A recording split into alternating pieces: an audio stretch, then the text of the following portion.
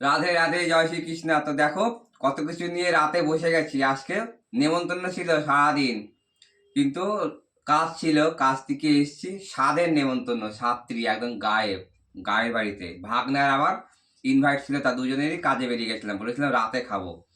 আর ভাগ্নে এসছে এখন, অনেক রাত হয়ে গেছে, তাই খাবারটা আমি এনে রেখেছি। তুমি খাবার দেখো, খাবার দেখলে মাথা খারাপ হয়ে যাবে।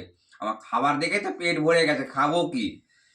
তাও তো কম কম কম কম করতে করতে এত দিয়ে দিয়েছে, এখনো 2-3 পদ তো আনিনি। দেখো, ভাত, চাটনি, শাক, বেগুনি, মিষ্টি চড়িয়েছে দেখো গুটিকখানি।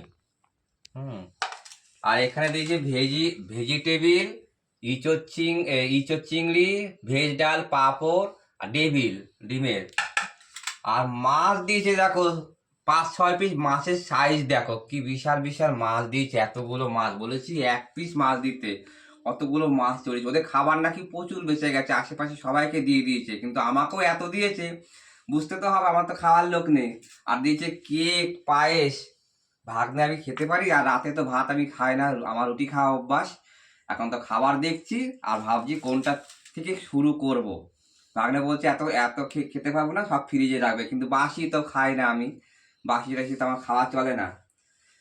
তো যাই হোক, নেমন্তন্ন বাড়ি সে অসাধারণ নেমন্তন্ন বাড়ি হয়েছে, কিছু আর বলা নেই। এখন হচ্ছে আমাদের ভাগনার আমার ডিনার চলছে।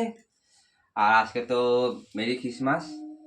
কারখানা তো আজকে এটা ওটা কেক ফেক হাবড়ি জাবড়ি সারাদিন তো খেতেই আছি, পেট ভার।